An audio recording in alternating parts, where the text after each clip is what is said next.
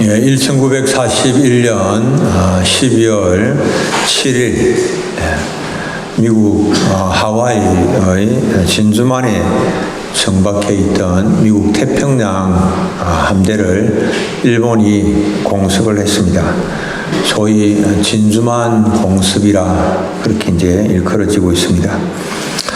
2차 세계대전 중에 미국이 일본에 대하여서 경제 제재 조치를 했는데 여기에 반발을 해서 일본이 진주만에 정박하고 있는 태평양 함대 무력화시키기 위하여서 미국의 함대를 무력화시키기 위해서 이 항공기 450대를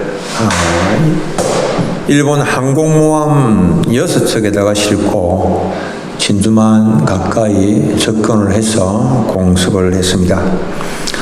그 결과로 정박해 있던 미국 전함 가운데 이 5척이 격침이 됐습니다. 총 7척이 정박해 있은 5척이 격침이 되고 200여 대의 항공기가 파괴되었고 2,000명 이상이 사망을 했습니다.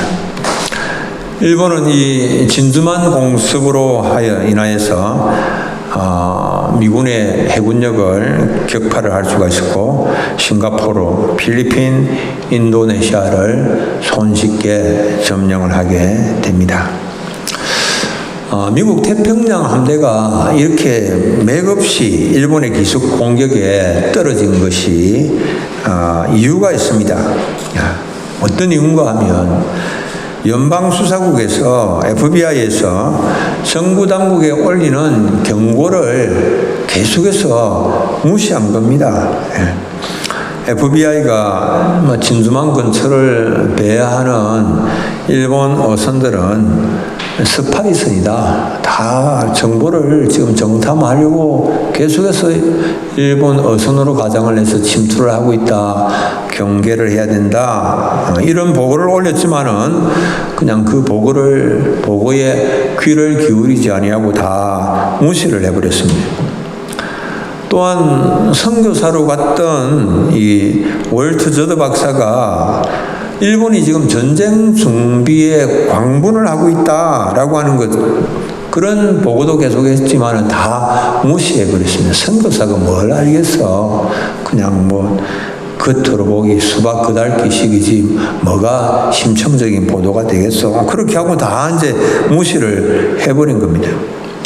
그런데 이제 이 12월 7일에 월트 저드 박사가 미네아폴리스에 있는 한 교회에서 또 설교를 하면서 일본이 침공을 할 거다 또 경고를 했는데 그 설교를 마치고 돌아오는 차 안에서 일본이 선전포고도 없이 하와이의 진주만을 무차별 공격하기 시작했다라고 하는 그 뉴스를 듣게 되었습니다.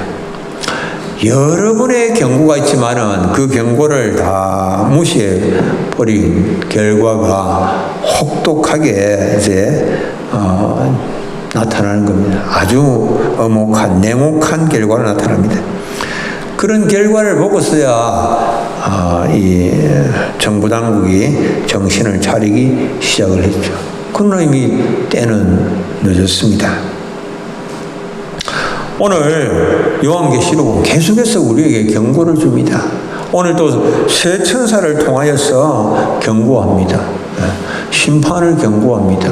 경고의 목적이 뭘까? 경고의 목적은 딱 한 가지입니다. 많은 사람들이 하나님을 향한 참된 신앙을 회복하고 그리고 장차 올 심판을 면하도록 하고자 계속해서 성경은 경고를 하고 있습니다. 그런데 이 심판 전야에 사람들의 마음의 상태가 어떤가 하면 영적인 일에 대해서 다 게으르고 나태합니다. 영적인 일에 별 관심을 보이지 않습니다. 무관심하고 냉담합니다. 그 냉담함이 극에 달해서 아무리 피리를 불어도 춤추지 아니하고 아무런 반응을 나타내 보이지 않습니다. 열의가 없습니다. 그런데 경고를 듣고 정신을 차리지 않으면 하나님의 진노를 피할 수가 없다. 성경은 다 그렇게 말씀하는 겁니다. 오늘 우리가 이 하나님 주시는 이 경고의 음성에 대하여서 딱 귀를 기울여야 됩니다. 주님께서 무엇에 대하여서 경고를 하시는가 잘 귀를 기울여야 됩니다. 첫째는 보면 심판의 때가 지금 다 점점 가까이 다가오고 있지만은 가까이 다가옴을 깨달지 못하는 자들에게 대하여서 경고합니다. 심판의 때가 가까워지고 있지만은 심판이 무슨 심판이 있겠어?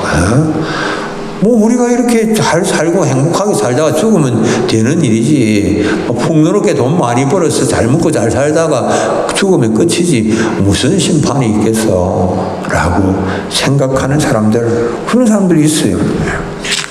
이 첫 번째 이 천사는 심판이 직전에 세상의 향락에 도취해서 세상이 주는 풍요로움에 도취를 해서 점점 다가오는 심판을 깨달지 못하고 있는 사람들을 향하여서 심판의 시간이 이르렀기 때문에 이제는 창조주 하나님을 두려워하며 그에게만 영광을 돌리라, 그렇게 경고를 합니다.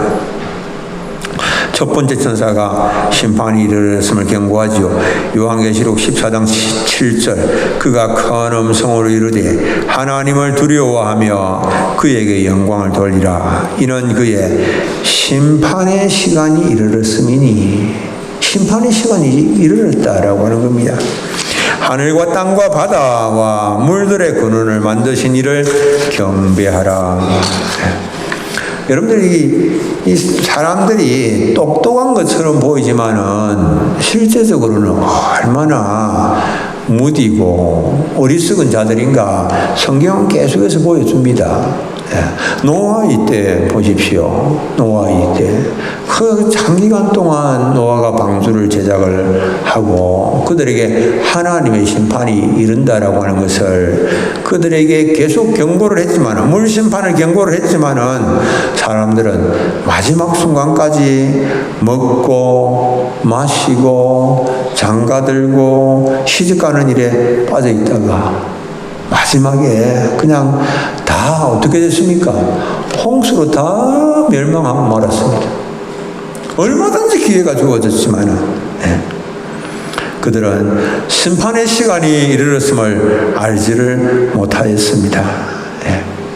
이 사람들이 그렇습니다.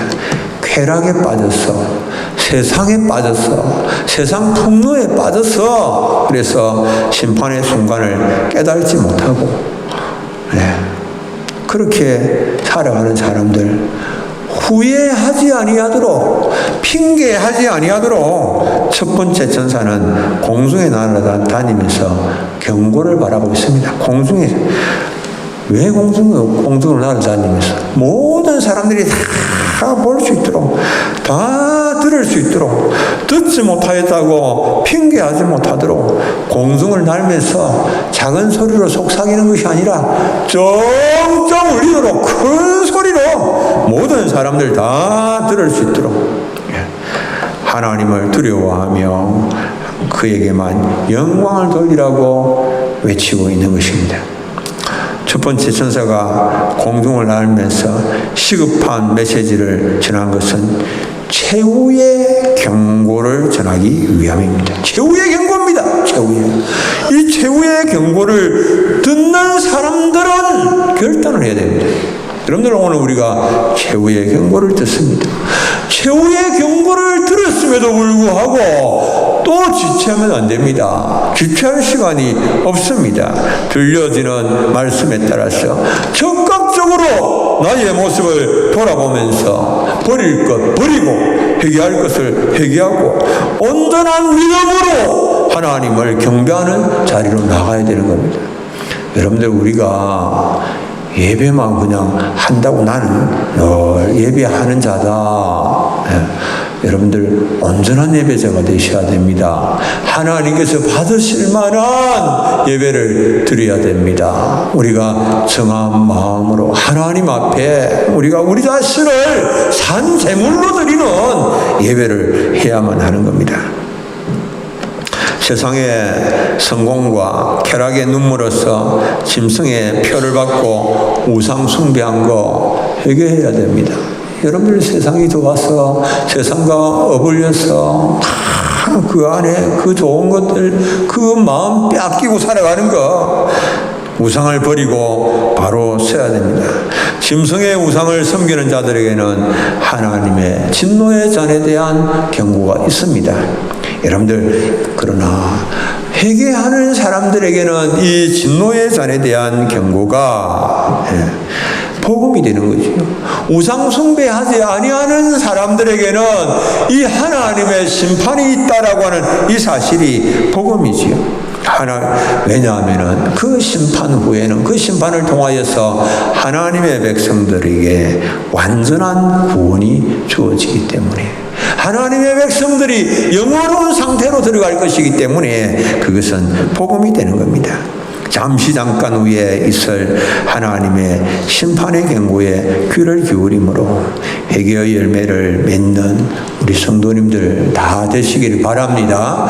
우리가 다음 주에는 성찬 예식이 있습니다. 그래서 자기를 돌아보시고 성찬에 참여하셔야 됩니다. 회개하시면서 성찬에 참여하셔야 됩니다.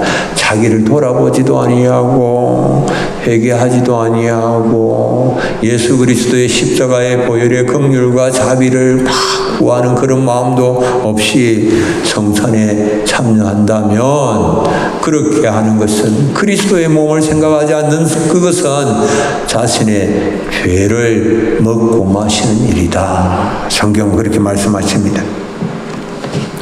두 번째로 음행으로 진노의 포도주를 먹이는 자들에 대한 경고입니다. 음행으로 포도주를 마시는 자들, 먹이는 자들뿐만 아니라 마시는 자들, 그 세상 속에서 다 어울려서 니 한잔 해라, 또 니도 한잔 해라. 그래서 서로 주거니 받거니 먹고 마시면서 그러면서 음행을 즐기는 자들에 대한 경고. 세상 속에 어울려 살면서 얼마나 이 좋은 세상에 우리가 하나님을 믿고 하나님 그 앞에 순종하고 그렇게 살아갈 이유가 뭐가 있냐? 우리 마음대로 하고 싶은 대로 내 능력 가지고 내 힘, 제주껏 돈 벌어서 쾌락을 누리면서 살면 그게 가장 좋은 거 아니냐라고 생각하고 말하는 사람들에 대한 경고입니다.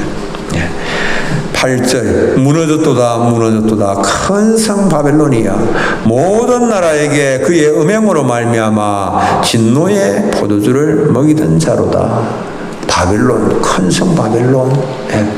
이 바벨론은요 구약에서는 하나님의 백성의 적국이죠. 하나님의 백성들을 대적하는 하나님께서 지팡이로 막대기로 들어 사용하는 나라가 바벨론 아닙니까? 그런데 요한 당시로 말하면 이 바벨론은 또 로마를 지칭하는 것입니다. 요한 당시에는 베드로전서 5장 13절에는 이런 말씀이 있어요.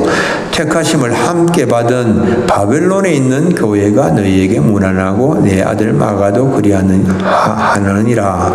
이때 베드로가 로마에 있었는데 그 로마를 바벨론으로 그렇게 표현을 하고 있습니다. 바벨론은 이 사도 요한의 시대에는 로마를 지칭한 것입니다. 그 후 시대로 오면서는 예루살렘은 교회를 지칭하지요. 교회를 지칭하는데 바벨론은 유혹의 중심지인 이 세상을 말합니다. 이 세상 큰 성처럼 그렇게 보이죠. 큰 성 바벨론이요. 그런데 이게 무너졌도다 큰 성 바벨론이요. 모든 나라의 그 음행으로 말미암아 진노의 포도주를 먹인 음행하게 하고 그래서 막 결국은 하나님의 진노를 불러들이는 그런 이 세상이다. 이렇게 이제 말씀을 하죠. 유혹의 중심지입니다.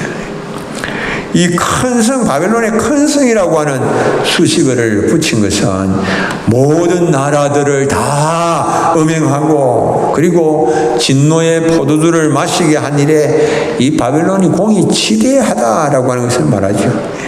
음행하게 하였다라고 하는 말은 그리스도의 신부의 정들을 다 버리고 짐승의 우상을 섬기게 한 죄죠.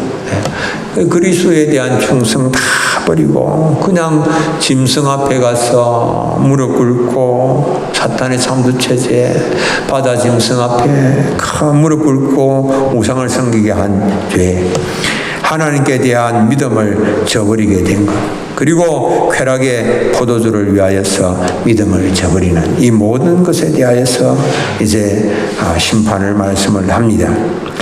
하나님께 대한 믿음과 신의를 저버린 인간들은 사람에 대한 신의 또한 지키지를 못하는 거죠. 여러분들 이 사탄, 마귀 같은 것을 지칭하죠. 같은 뜻이죠. 사탄, 마귀는.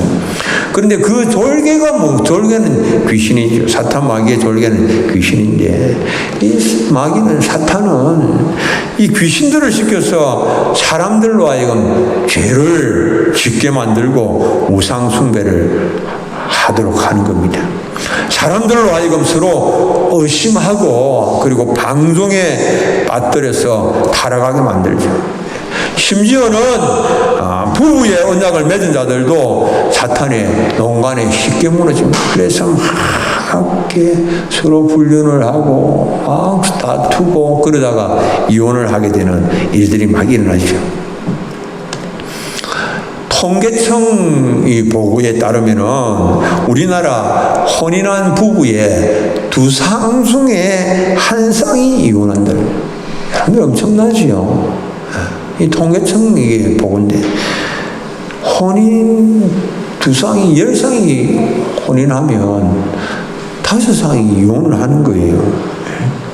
왜 이렇습니까? 옛날보다 우리가 살기가 못합니까? 조건이 안 좋습니까? 왜 그렇습니까? 소득도 높고 선진국으로 진입하고 있는데 왜 자꾸만 이렇게 이혼율이 높아만 갈까? 여러분들 이게 이 지구상에 선진국이라고 하는 선진국들은 다 그렇게 이혼율이 높다는 거예요. 이혼하는 사람들을 첫 번째로 내 그런 조건이 뭡니까? 성격이 안 맞는다. 다른 건 다 되는데 성격이 안 맞는다. 더 이상 우리는 서로 사랑하지 않는다.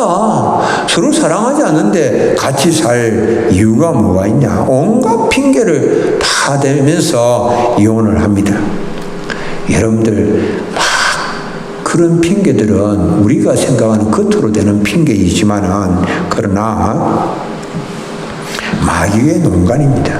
마귀가 서로 의심하게 하고 방종하게 하고 결혼의 언약들을 전혀 생각도 못하게 하고, 여러분들 결혼할 때에 서로 언약하지 않습니까? 내가 앞으로 어떻게 하리라 언약을 하지 않습니까? 다툼이 있을지라도 내가 결혼식 때 행한 그 결혼의 언약을 기억하면서 잘 지켜나가야 됩니다. 기억하면서 허물이 있을지라도 용서하고 다독거려주고 도와주고 사랑해주고 위로해주고 격려해주고 함께 쫙 인생의 길을 걸어갈 수가 있어야 되는 거죠. 이 큰 성 바벨론은 모든 나라에게 진노의 포도주를 먹이는 자입니다. 세상은 하나님을 거역하는 음행의 포도주를 막 마시면서 즐거워합니다. 그런데 그것은 알고 보면 하나님의 진노의 포도주입니다. 마시니까 좋다. 좋은 술 마시고 분위기 좋은 데 가서 막 유흥을 즐기고 참 좋다. 영원히 이런 일이 지속될 것 같은데, 그런데 이 세상은 무너질 것처럼 보이지 아니하지만 하나님의 진노의 포도주로 인하여서 바벨론 무너졌도다 큰 성 바벨론이여. 바벨론은 무너지는 것입니다. 이 세상은 장망성입니다. 장차 망하는 성이 이 세상입니다.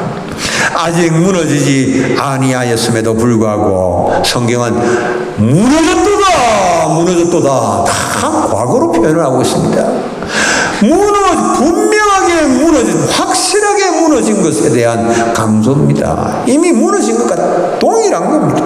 그래서 그렇게 과거형으로 표현을 하고 있습니다. 세상의 멸망이 너무도 확실하다 그렇게 말씀합니다. 너무 분명하고 너무도 명백하기 때문에 무너졌도다.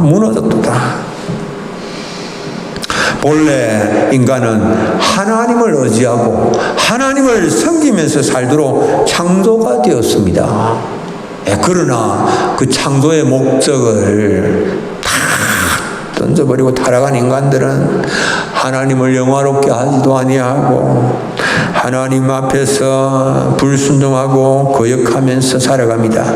로마서 1장 21절에 하나님을 알되 하나님을 영화롭게도 아니하며 감사하지도 아니하고 오히려 그 생각이 허망하였으며 미련한 마음이 어두워졌나니 흑암으로 가득 덮여서 마음이 어두운 가운데에 하나님을 영화롭게 하지도 아니하고 감사하지도 아니하고 그렇게 살아가는 마귀의 밥이 되어서 마귀의 통제 가운데 꽉 붙잡혀서 졸개가 되어서 살아가는 그런 모습. 여러분, 사람들이 그런 모습 지니고 있습니다. 이 세상은 진노의 날, 그 심판의 날 결코 피할 수가 없습니다. 하나님의 진노의 날에, 심판의 날에 여러분들 이 세상 어떻게 되는지 아십니까? 이 진노의 날에, 하나님의 심판의 날에 이 세상은 불에 타게 됩니다. 베드로서 3장 12절 함께 한번 읽어볼까요? 하나님의 날이 임하기를 바라보고 간절히 사모하라. 그날에 하늘이 불에 타서 풀어지고 물질이 뜨거운 불에 녹아지려니와. 아멘. 하나님의 날이 임하기를 바라보고 간절히 사모하라. 우리 하나님의 백성들은 사모해야 되죠. 지금 하늘과 지금 땅이 다 불에 다 타서 다 녹아지고 없어지지만은, 그러나 하나님께서 새 하늘과 새 땅을 내실 것이기 때문에 우리는 그날을 바라보면서 간절히 사모합니다. 그러나 그날에 믿지 아니하는 자들, 모든 마귀, 어둠의 영들, 귀신들은 다 무저갱으로 들어가는 거예요. 다 지옥으로 다 들어가게 되는 겁니다. 우리는 그날을 성경은 바라보고 사모하라 이렇게 말씀을 하고 있는 것입니다.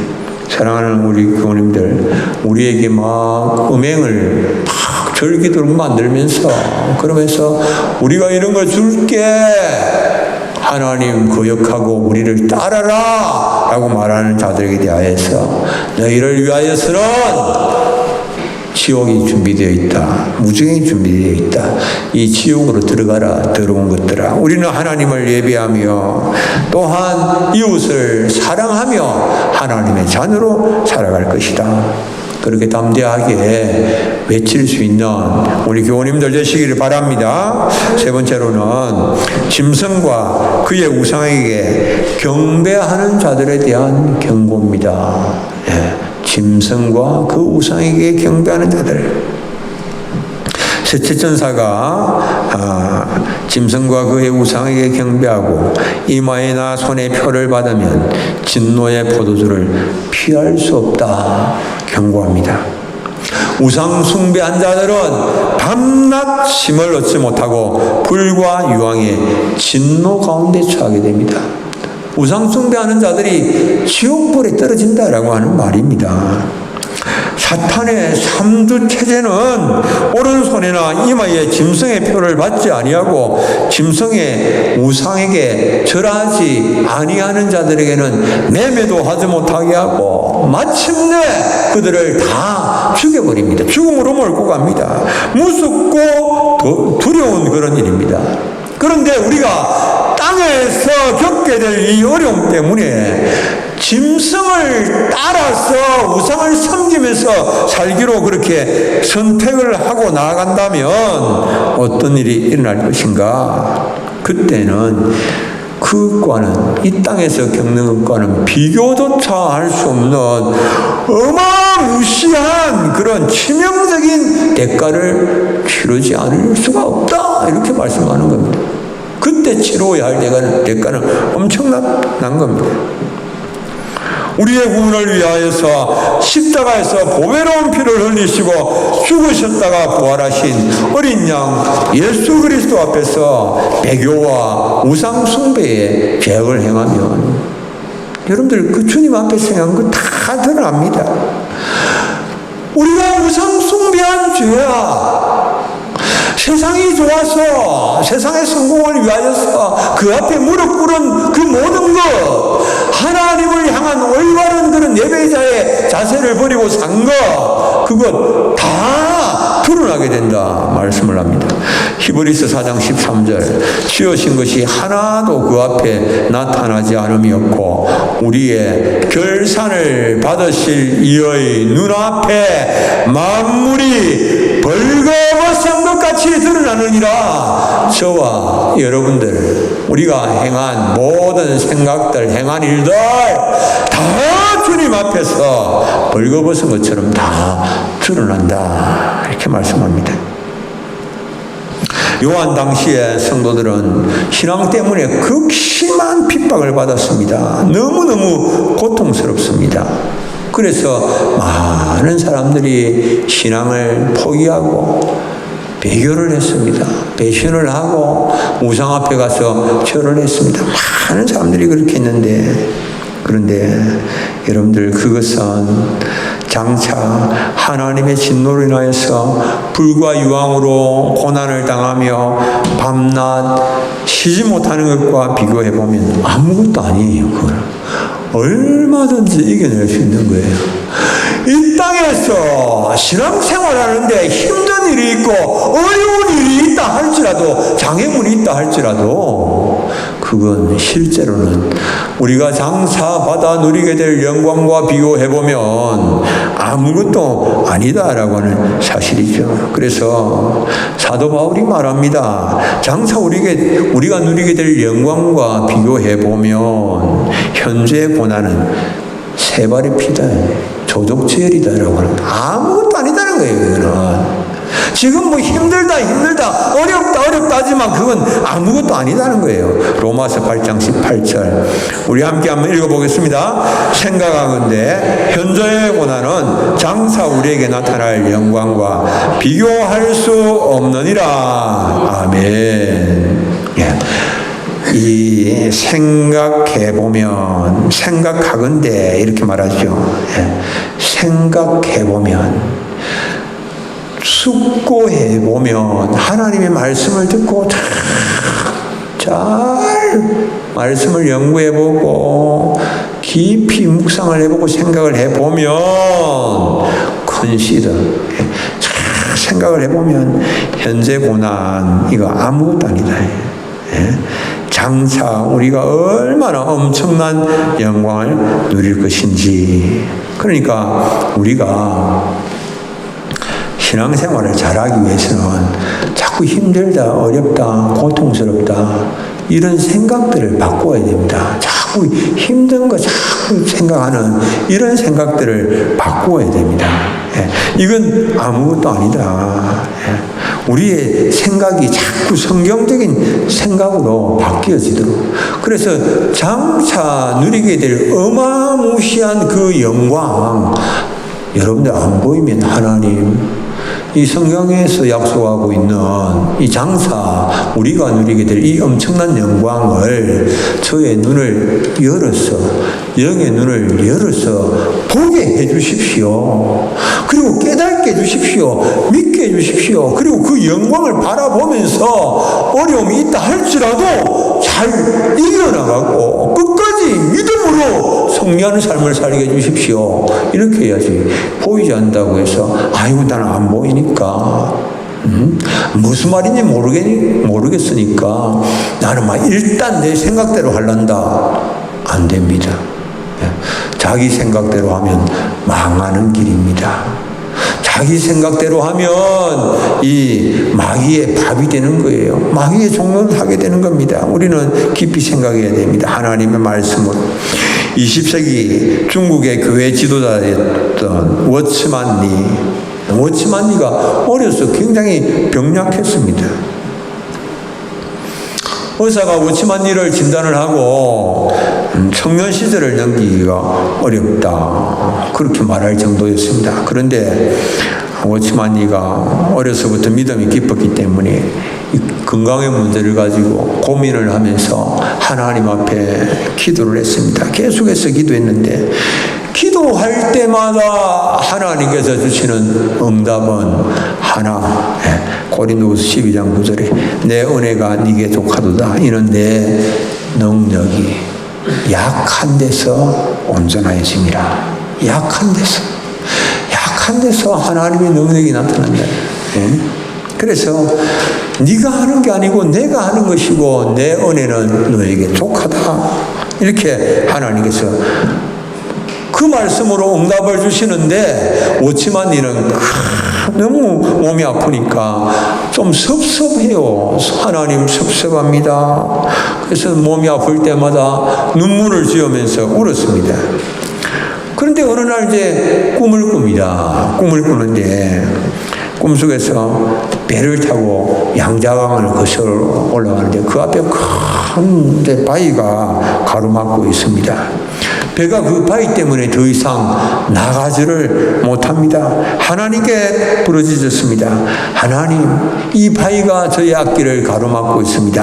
하나님, 이 바위를 좀 치워주십시오.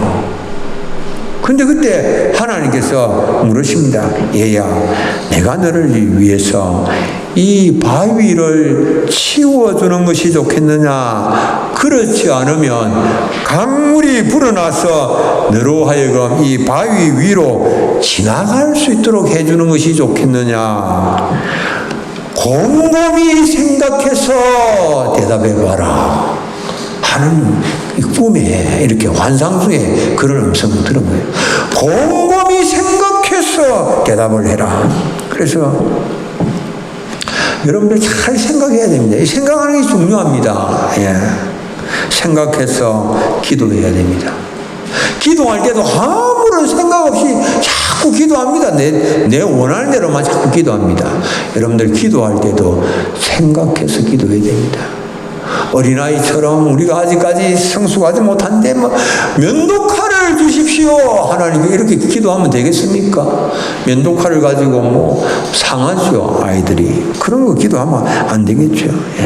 약속의 말씀 생각해서 받고 기뻐하고 그 말씀 붙잡고 곰곰이 생각해서 대답해봐라. 하나님께서 그렇게 말씀을 하시는 겁니다.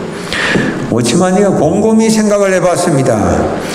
앞에 있는 바위가 치워진다면 그 순간은 지나갈 수가 있겠지만 그러나 또 가다가 보면 그 앞에 또 바위를 만나지 말라고 하는 법이 어디 있겠는가. 그런데 물이 확 불어나서 충분히 불어나게 되면 그 앞에 있는 바위들도 다 물속으로 잠기게 될 테니까 목적지까지 쉽게 갈 수 있을 것 아니냐.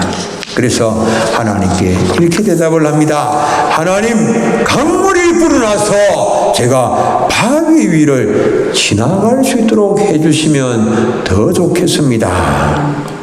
그렇게 대답을 했는데 그 강물이 확 불어나서 목적지까지 무사히 갈 수가 있었고 그는 잠에서 깨어났습니다. 그리고는 그 꿈을 곰곰이 생각을 해봤습니다. 이 꿈이 무엇을 말할까 곰곰이 생각을 해보니까 지금까지는 자신의 앞에 놓여있는 장애물 하나하나 때문에 고통하였지만은, 그리고 그것을 하나하나를 없애달라고 기도를 하였지만은, 그러나 가만히 생각해 보니까 그럴 필요도 없을 것 같고, 하나님의 은혜를 충분하게 받기만 하면 어떤 고난이라도 쉽게 이길 수가 있겠구나라고 하는 것을 모치머니가 깨닫게 된 겁니다. 하나님의 은혜를 충분하게 받으면 어떤 고난이 환란의 바람이 불어닥쳐도 넉넉하게 넘어갈 수가 있는 것이죠. 그래서 그 다음부터는 자신의 병을 낫게 해달라고 하나님께 기도하지 아니하고 그 대신에 하나님의 족한 은혜, 풍성한 은혜를 받을 수 있게 해달라고 기도를 했습니다. 그렇지만 네가 넘치는 하나님의 은혜를 받았습니다. 그래서 그 후로는 하나님의 은혜의 바다 속에서 늘 마음껏 놓쳐서 가는 삶을 살았는데, 의사가 모치만니에게 청년 시절을 넘기기가 어려울 것이다 그렇게 말했는데, 모치만니는 80이 넘기까지 믿음으로 살면서 중국의 기독교 역사에 지울 수 없는 큰 발자취를 남겼습니다. 우리는 곰곰이 생각을 해봐야 됩니다. 현재의 고난이 우리를 힘들게 할지라도 우리는 장차 우리가 받을 그 풍성한 은혜, 하나님의 풍성한 은혜, 그 족한 은혜, 하나님 우리에게 허락해 주셔서 은혜의 바다를 마음껏 헤엄치고 그 모든 어려움들, 고난들을 넉넉히 이겨나가는 그런 삶이 되게 하옵소서. 기도하시면서 어려움들을 이겨나가시는 우리 교우님들 되시기를 바랍니다. 우리가 이 땅에서 잠깐 당하는 고난과 어려움 때문에 짐승 앞에 무릎을 꿇으면 안 됩니다. 어떤 사람은 내가 악마에게 내 영혼을 팔아서라도 좀 돈을 거머쥐면 좋겠다, 성공했으면 좋겠다, 권력을 질 수가 있으면 좋겠다, 그렇게만 할 수 있다면 내 영혼이라도 내어놓겠다. 신앙을 버리는 한이 있다 하더라도 손에 쥔 이 작은 성공, 이것만은 내가 결코 놓치지 않겠다. 여러분, 이런 사람이 있습니다. 얼마나 헛된 생각인지 모릅니다. 그거 다 놓아버려야 돼요. 다 놓아버리면, 그리고 하나님 앞에 무릎 꿇으면 하나님의 은혜를 주님께서 우리에게 채워주십니다. 하나님의 것으로 붙잡고 풍성한 은혜 가운데 살아가시는 우리 사랑하는 성도님들 다 되시기를 바랍니다. 우리 찬송 한 장 부르겠습니다. 288장.